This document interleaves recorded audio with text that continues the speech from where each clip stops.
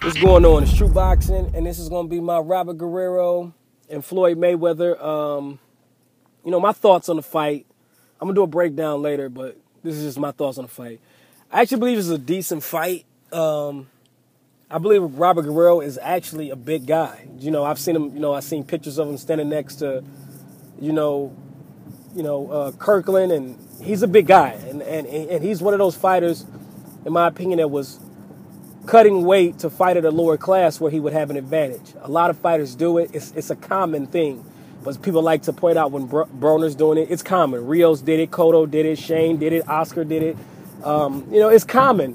When you see a fighter Chavez did it, Canelo's doing it. When you see a fighter that gains 15 to 20 pounds fight night, that usually generally means that they're fighting at a weight class that they're bigger than.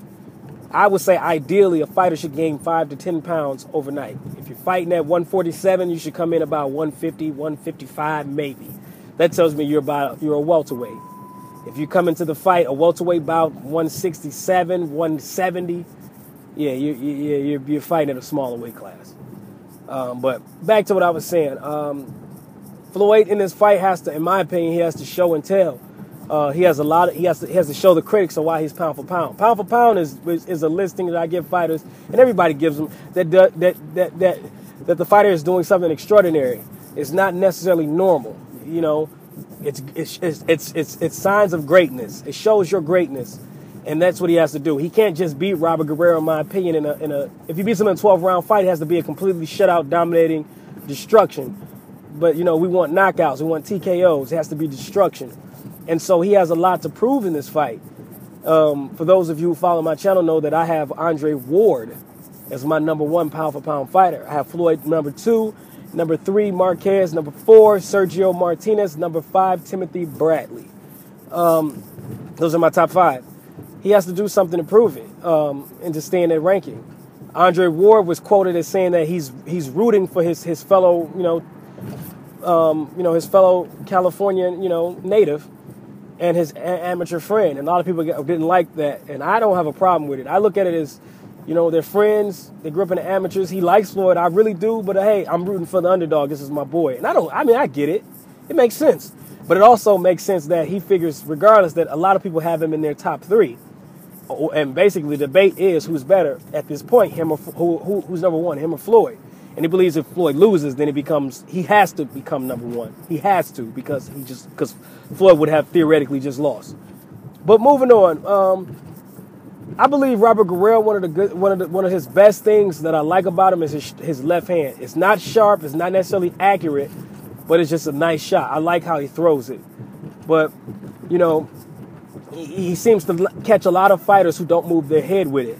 Now, a lot of people believe that he's going to be tougher than Ortiz, and because he doesn't quit, and I believe that too. Even though I believe he has showed a mental lapse, I believe he took the I'm gonna call it the Duran way type deal. He did a Duran on I can't remember the Indonesian kid. He did a Duran on him. He got a bad cut. I can't remember how he got it, but he got a bad cut.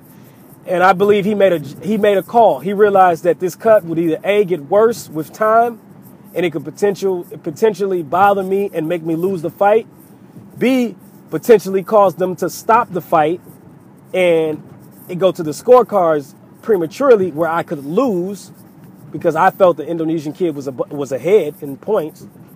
Or I could see, since we're like the second or third round, and me knowing the rules of this bout, knowing that if it stopped before X amount of rounds, that it would be considered a no contest, I'm going to take the no contest. I'm going to live to fight another day. And that's what I believe he did with the cut. The cut wasn't bad. He could have continued. I've seen fighters continue with worse. Manny Pacquiao. I've seen fighters continue with much worse cuts. Roy Jones. Just you name it, I've seen worse cuts. Mark, you name it, I've seen worse. And you have too.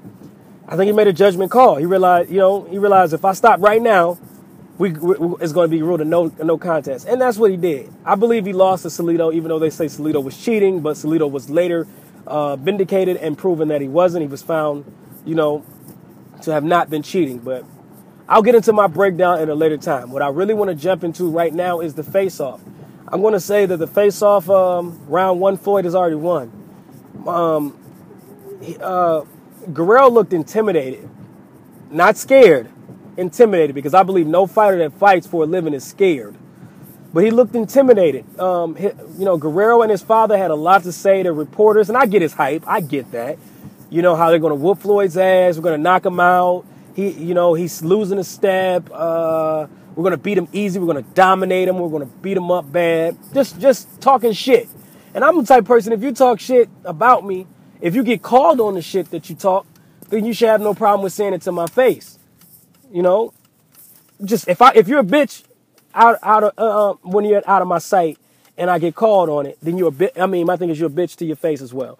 And I felt like Floyd was the same typical Floyd. You know, you ain't shit. I don't even know who you are. You're not important. We know that's bullshit. He know who he is. But he's trying to demoralize him and make him seem worthless. You're nothing. I don't give a hell. He told him, I don't care who you fought, who you lost to. I could care less. You easy work. I'm finna, and then, and he's all in Guerrero's face, and Guerrero just body language is just, well, we'll see May 4th.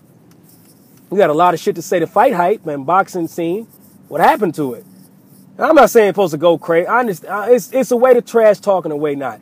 You don't have to cuss and be disrespectful. He could be like, I'm going to beat you up. The stuff that he was telling Berto to his face.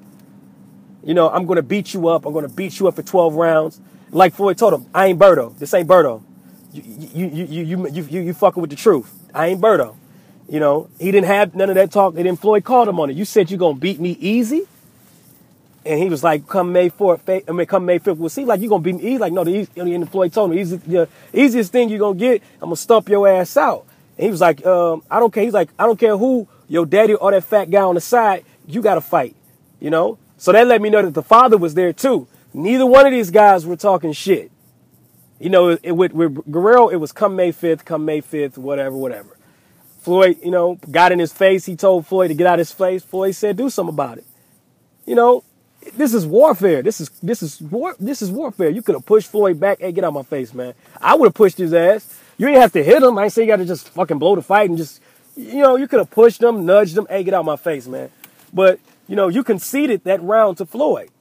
So Floyd feels like you're a bitch. So, I truly believe at this point, Floyd was like, you're a bitch. I won't be surprised if next time Floyd chokes you the fuck out like he did Ortiz. You do that to people who you think, I'm from Detroit, and you do shit like that to people who you think you're a bitch. You notice that Floyd didn't do that to Zab Judah? He kept it calm. He didn't get in his face because he knows Zab is the type, you're not finna get in my face. We'll fight right here at this press conference.